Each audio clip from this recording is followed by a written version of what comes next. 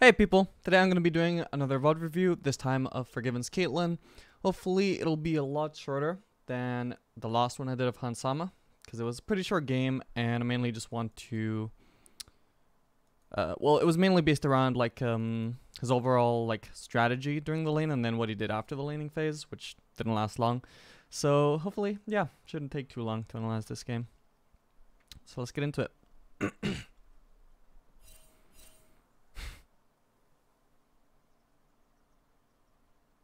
Bard's just harassing mid lane for some reason.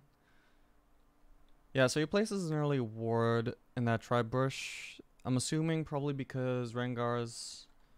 yeah, obviously starting red, because Rengar always wants to start red.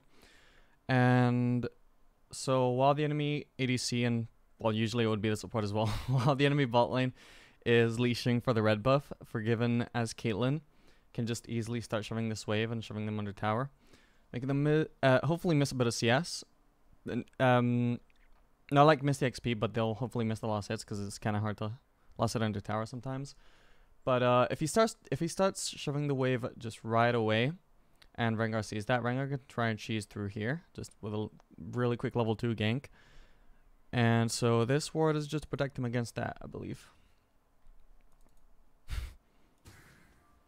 Oof, Bard taking a beating.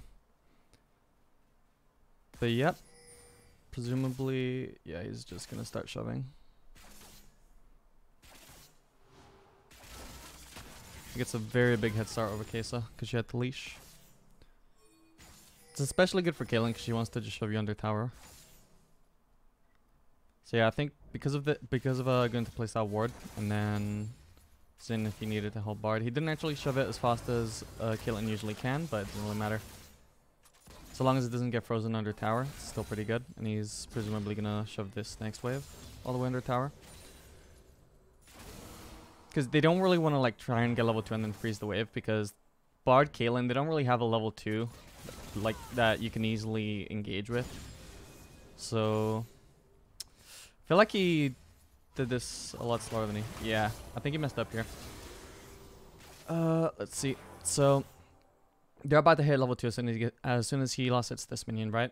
But like I said, Bard, Caitlyn, they don't really have a level 2 you can abuse. Like, Caitlyn E is not really something you engage with, like Lucian E, for example. Bard doesn't really get any combat spells either at level 2. So he should just be... because they can't abuse their level advantage at all. What they want to do is just shove this wave straight onto tower and harass them there. So FORG1VEN instead is like playing it slow, trying to harass, trying to zone. But this thing is really close to the tower, so he needed to shove it a lot faster so that it went fully into the tower, because as you can see, these caster minions, they get trapped just outside of tower range. So it's a bit of an awkward freeze. We just saw Rengar here. Apparently he's done all 3 camps here, so now he's presumably going to be heading here to gank bot lane. So yeah, they're in a crappy position here because the wave hasn't reset like it would have if these casters went under tower. So now they're stuck in a position where the wave is just frozen like right here. If they want to like try and pressure, they have to be like really far up to do it. They also have to be really far up to shove as well.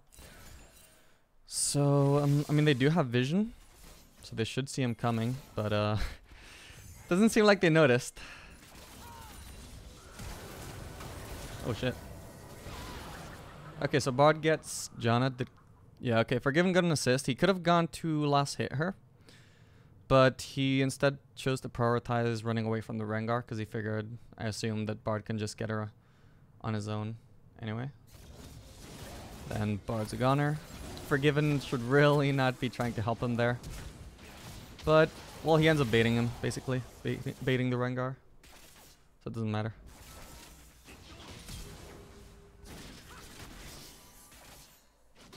Alright, but yeah.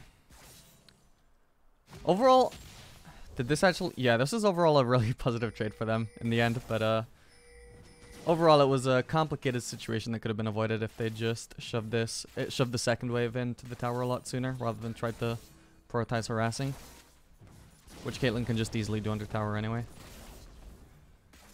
So he could have backed. How much gold does he have? Yeah, he could have backed for a pickaxe, but he's high on health. He's still got half his mana, so he's not really desperate to back right away. So he's going to stay, keep on pressuring while he can. Get another wave so he can get BF sword. He definitely messed up here taking that trade. He didn't need to do that. Let me just go back. I mean, it's fine for him to pressure these guys because he's Caitlyn. He's super long range. He's got red buff. But like here, like his E is up. He could have easily just eat backwards. He would have seriously chunked out Janna there, but because she hit him with W and then used the tornado, he's going to be too slowed by the W to actually walk out of the tornado. So by getting hit by that, it just opens him up to getting hit by the Kesa W as well.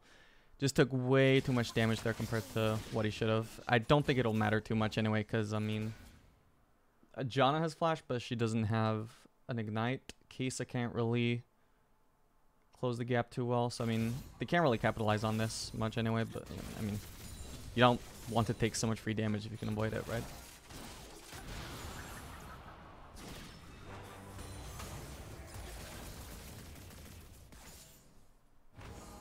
Yeah, I feel like he made a mistake just trying to use on Janna there.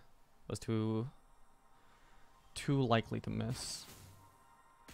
Aside from that, Bard just goes aggressive, and because they have such a huge range advantage with the Caitlyn lane, there's just not really much that Janna Kesa can do to fight back.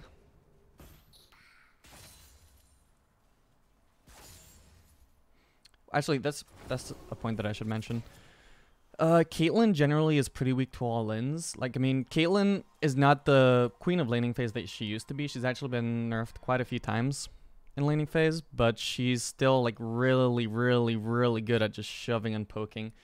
So a lane like Janna, Kesa, they don't have the range to keep up with her. They don't have, like, super strong trades, even from their actual range. They can't all-in. Janna's a scaling champion. Kesa's a scaling champion.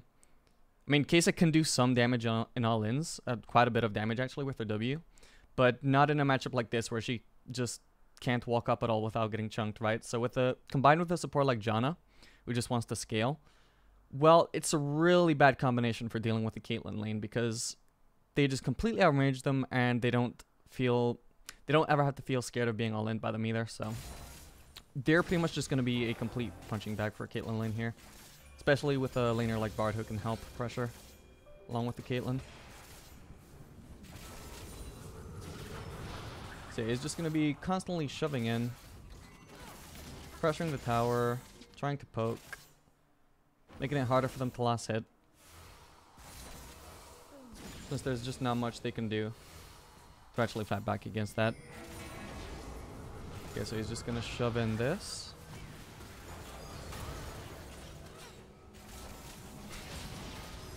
And then he just gets a free kill on the Janna. Fortunately, Bard died there, but he should... No, okay, no, never mind. Case is coming, so Lee Sin should probably die as well here. Yeah, good roam from Karma. Bard was probably going to be the only one to die otherwise. But instead they managed to get a good trade back for the 2 deaths on bot lane. So he finally backs. Wait, hang on. Let me just go into this again. Yeah, so they get Janna, so then they collapse on Lee Sin. He dies as well. He could try and shove this in, but the thing is, if they see him trying to shove in, then they're just gonna like flank him. He has a ward, so he'll see them, but he would have to back off, and if that happens, that's really bad for him because he can't just like half shove a wave, because then that just leaves the wave frozen over here on their side, and they end up getting an advantage in minions. So instead, he's just gonna completely abandon the minion wave. Like, just looking at it here, you could think, oh, well, I mean, he can easily just choose to shove this, and if they come for him, then he can just leave, right? No, because if you half shove it, that's a big problem. But if you just leave it, because it's on the enemy's side of the map, their next minion wave is gonna arrive sooner, start doing more damage here. So overall, once FORG1VEN arrives back into the lane, this is already going to be like pushing towards him anyway. So he's going to miss less CS than Kesa here. Or at least not going to miss too much. Because like now the next wave arrives. And now this is going to be like heavily killing more of his minions than the enemy's minions. So he backs, gets a BF sword, gets 2 daggers, which is pretty nice. What I really love early daggers on ADC actually, because attack speed is just such a smooth stat, especially on a champion like Caitlyn, who has kind of a long auto attack wind up. So she can feel pretty clunky, but early daggers just help with that. And even though you don't really want to build the daggers into anything too early on, because you just want to rush Infinity Edge, which is such a strong item right now, and then you build your Zeal after that. But the thing is, even if you end up, because you bought the daggers, even if you end up like kind of wanting to sell one to like be able to finish your Infinity Edge, for example, usually it would be really bad to sell one of your components just to get a better component or a better upgraded item, because you waste so much gold in the process. But daggers, actually, you buy them for 300 gold and then you sell them for 290. So each dagger that you sell to get your next item in case you need to sell a dagger, you only actually lose like 90 gold. It's a lot better than Doran's blade, or like Doran's items in general. It's just so efficient to just buy one and sell one if you end up needing to. And if you don't end up needing to sell it, then great. Okay. Yeah, this is not going to end well for them, I don't think. Yeah, FORG1VEN knows that, so he wants to just try and trade back onto Kesa. And hopefully get a return kill, but not going to happen. Yeah, the unfortunate thing about Caitlyn is she's not actually too great at dealing with ganks, especially from a champion like Rengar, because even though she has a dash, she's kind of mobile. The dash itself is like really slow and clunky. Like there's like a period where you can't move during it. It's not like as effective as something like Lucian or Ezreal. So that leaves her pretty vulnerable to ganks, because the only way that it's actually like really effective as an escape is if you can both use it as a dash and also as a slow onto the person coming onto you. Whereas Rengar ganking from here, I mean, he either slows Rengar and dashes in the wrong direction, or he dashes in the right direction but isn't gonna slow Rengar. So yeah, in that kind of situation, it's just really, there's not much you can do as the Caitlyn. So Rengar's pretty effective for dealing with Caitlyn because of that, because even if they ward here, I mean, it's not going to help with Rengar ult. But you also, this is also definitely a lane where they want to pressure as much as possible anyway. So, I mean, when a gank like that happens, they just try and deal with it the best way they can. But, I mean, if they die, not much they can do to avoid it. But they also don't want to, like, avoid putting themselves in that situation necessarily.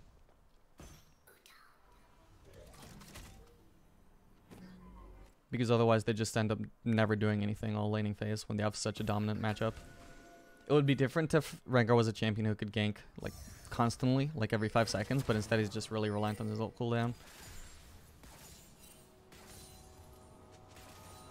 So they don't have to be like constantly looking out for that. Alright.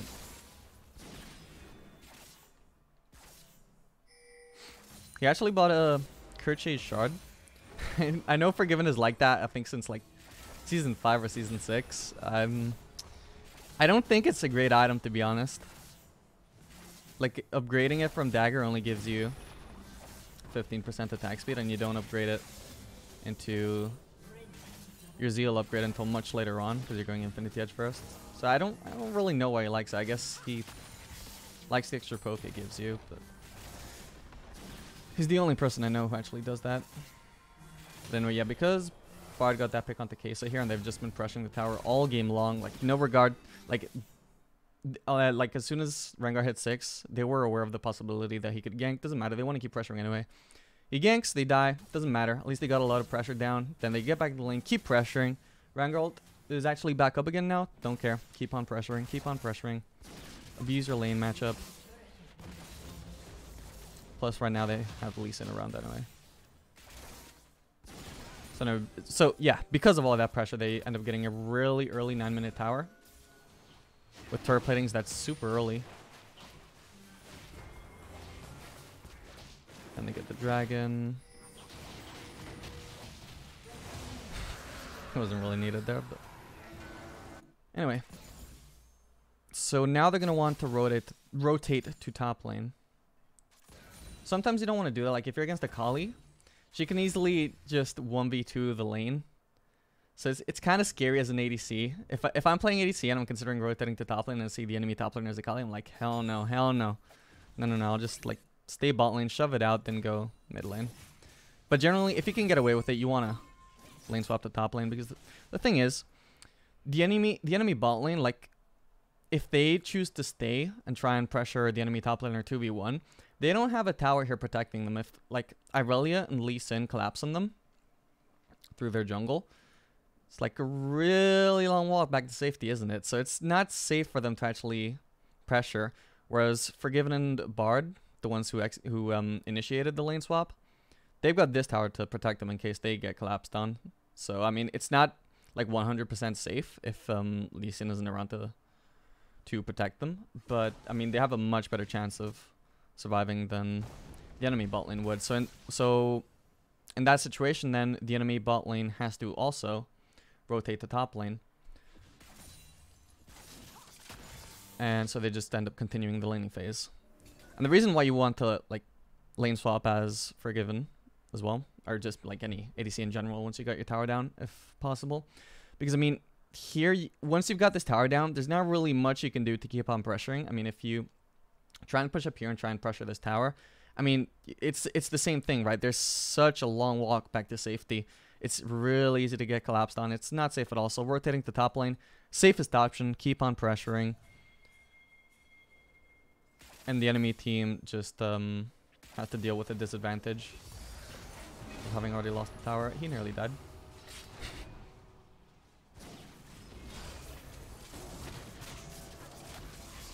So yeah, that's why they swapped, and why the enemy bot lane is also going to be swapping too.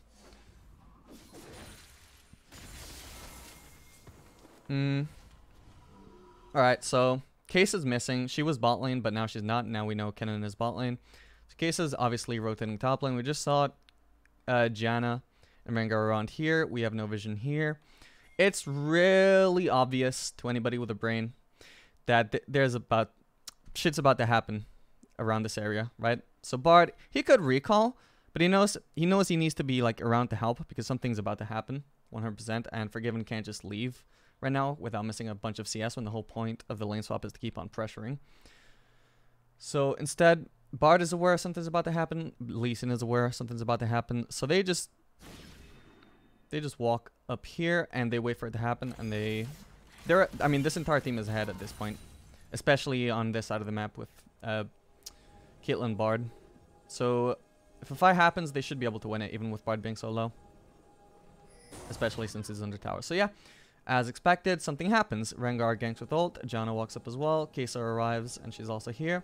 So I mean, if these guys didn't have the awareness to think, yeah, with the wave that with the way that the waves are positioned here, and the fact that we don't have vision anywhere, and we just saw two enemies here, they know I can't speak, sorry. Something's about to happen. They go to counter gank. So whereas if they didn't do that, Forgiven would just be like screwed here. But they did, so yeah, we'll see what happens. Ooh, actually Janna messed up so hard by leaving. If she'd actually tried to help Rengar kill Caitlyn and Kesa, then Forgiven definitely would have died here. But I mean, overall, because they were here to like help Forgiven when he was obviously about to get ganked, they do end up turning this into a pretty favorable situation. Even before Sylas finishes his TP, it was still going in the favor of Forgiven's team. They just barely miss out on the Janna kill, but she might get collapsed on now. So yeah, Forgiven a bit lucky, but he does end up surviving. Even if he died, still overall would have been a positive trade for his team, because Kesa died, Rengar died, and Janna did initially escape with like 10 HP or something, but she also gets collapsed down and dies. So overall, even if Forgiven had died here, it's still a huge advantage for his team. And now he can just keep on pressuring this tower, where Sylas just wants to recall. I mean, if this tower didn't have platings up, Sylas would probably just want to stay here and help him take the tower. But since it's not going to die within like the next 30 seconds, whether he helps or not, he just wants to recall. Bard's on the way back. I mean, the map is kind of dark right now, but I mean, everybody just died, so I don't think Forgiven's really afraid of getting ganked, so he's just going to keep shoving. Keep hitting the tower. You can see just how much damage it's already taken. that was just like from one wave. So now we have Lee Sin around here. Bard has just arrived. He knows he can't get ganked through here. He can't really. Vanguard already used ult, so he's not going to get ganked through the lane either. He doesn't have to be scared. He's just going to keep pushing, keep pressuring this tower. Bard hasn't placed a ward. Kind of should, because now this entire area is dark, but yeah, I mean, this tower's about to fall anyway, so the small window where they could possibly get ganked is like so tiny. It's very unlikely anything was going to happen anyway. Now there is some vision there. Bard is probably going to go play some more. Yeah, I mean, Janna was maybe coming to flank, but because Bard was covering that area, Forgiven would know if anybody was coming towards him, so he finishes shoving that out, because there's no reason not to get that extra free wave, and then, only then, does he choose to back. So now it's 12 minutes into the game. Turret planings are not even down yet. Bot lane, outer turret down. Top lane, outer turret down. Why? Because even with the threat of being ganked, he just keeps on pressuring. Just non-stop pressure, over and over and over. The enemy bot lane, like I explained earlier, they just can't do anything about it. If they had like a Leona or a Thresh, anything that can engage and like pressure the Caitlyn, make her not be able to completely free hit because she has to like be scared of maybe possibly getting engaged on, that would make things harder for her.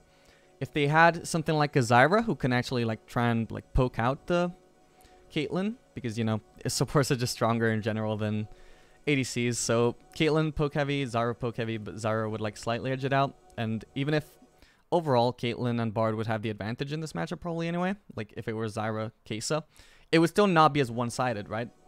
But because it's just such a passive scaling lane here where they have no pressure at all, Forgiven's just been free hitting towers all game long, just shoving in, hitting the tower. Nothing the enemy bot lane can do in response. They did occasionally get ganked. They got ganked here, and they died to that. But I mean, overall, just not really many responses available from the enemy bot lane or the enemy team in general. And Forgiven knows that, so he's just been pressuring nonstop, and that's resulted in 2 towers down, just ridiculously early, all to him. So because of that, now he's just gonna rotate to top lane. Lee Sin did take the Herald here. Usually, actually, when teams lane swap, or when a bottom lane lane swaps at this stage of the game, usually they would want to shove out this and then just immediately, once they've got the Prowl here, they just immediately rotate to the Herald, take that Herald, and then use the Herald to push down top lane quicker.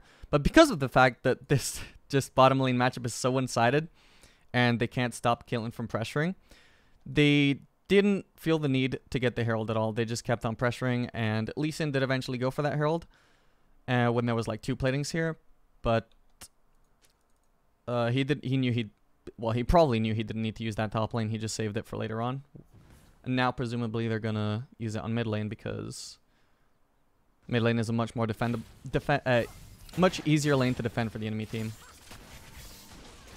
like as a team. So it's much more useful to use it here since they didn't have to use the top lane.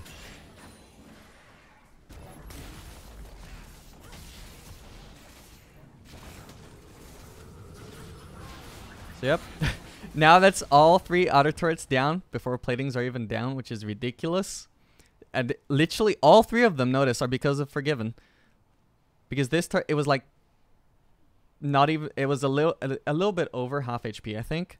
And this turret had like 5 platings or 4 platings, and bot lane tower was obviously like all Forgiven or mostly Forgiven. So pretty much every tower that's gone down in the game so far at 13 minutes has been just by this one individual right here, right inside the Herald apparently. Well, and also with the help of Herald, which was taken by Lee Sin, but it was taken because of the pressure Forgiven was exerting on top lane. This thing gets some, well, almost got a nice pick there. Yeah, and then Janna dies as a result of it. So yeah, you got a nice pick there. Herald does a lot of damage before going down, so that's probably going to lead to another tower soon. Yep, because Janna just died. There's not much the enemy team can do to defend against this. So that's now 4 towers down. All because of the map rotations of FORG1VEN, which he was able to do thanks to all the pressure he was exerting on the Caitlyn. Which is just, like, ridiculous. 4 towers in 14 minutes. Less than 14 minutes. Insane. So he rotates the top lane. He could recall, but... I mean, they just have so much control over the map right now. Ideally, there should be a ward there, so they don't get flanked like that, but it's just the Janna, so who cares? She'll die. I guess Bard probably doesn't have wards. No. Nobody has wards right now, so they don't have... They can't really place vision here. Oh, no, wait, no. Lee Sin already placed one. Nice. So, yeah. He could recall. I mean, how much gold does he have at this point? It has to be a lot, right? He has nearly 2,000 gold. He should have enough for his Zeal upgrade, but, I mean, he doesn't see a reason to back right now. He thinks he's still safe here and can keep on pressuring. And, yep, this tower is just about to go down again. So that brings the total tower count to 5. 5 before 15 minutes. Again, all because of the map rotations of this Caitlyn. Almost all the tower damage done is done by Caitlyn. Caitlyn and Herald. So now he finally recalls. Sorry about that.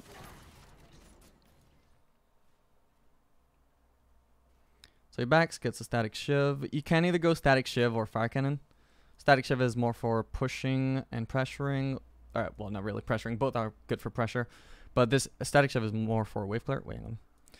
Yeah, more for wave clear, while fire cannon is more poke oriented. Most people prefer fire cannon. I prefer fire cannon, but at least this game is chosen to favor the static shiv.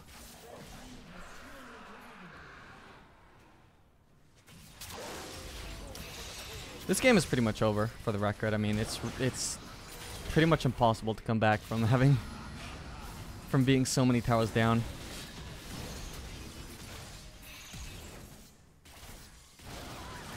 Yeah, that was like a ridiculously aggressive move, but I mean, he's so ahead at this point. Just one-shots everybody.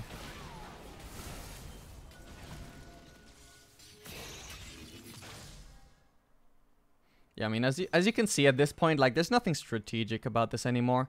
Everything up until now was just like rotation, rotation, rotation, pressure, pressure, pressure.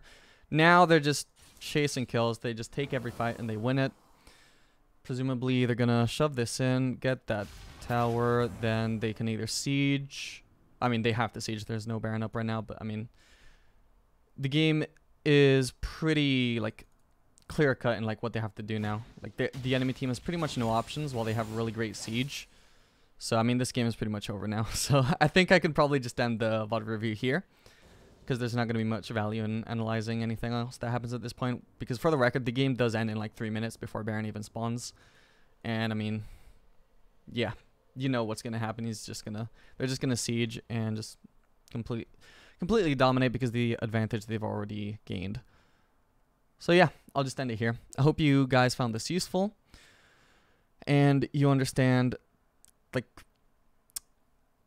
the kind of situation where it's really good to pick Caitlyn. Like, if you see a enemy bot lane on the enemy team, like case of Janna, who just can't pressure a lane like Caitlyn, especially paired with Bard. Like, if she's got maybe like a Braum who isn't so good in the lane, then it's like, okay, they can kind of bully Braum. The case of Janna, who have a range advantage over him because Braum is such a weak laner. And it would be kind of neutralized by the Caitlyn. So it would be overall probably still favored towards the Caitlyn lane. But it wouldn't be like so one-sided that she would be able to gain a massive lead like this, right? But because of what the enemy bot lane was and what FORG1VEN support was, this was just like an insanely good situation to pick Caitlyn in, because as we saw, he just kept on shoving them under tower, pressuring all game long, pressure, pressure, pressure, towers down, move to top lane, keep on doing it, just repeat. They get that tower, they get mid lane tower, they just get everything, and there's just not many options for the enemy laners because of how weak their lane actually was. But, you know, I try to understand that this isn't how every Caitlyn game goes. You know, I want to emphasize that. This is not how you should expect every Caitlyn game to go, but this is how certain matchups can go, and when you do find yourself in a matchup like that, this is how you abuse it. So yeah. Alright. This is the end of the VOD review. Hope you learnt a lot, and I'll end it here. Goodbye, guys.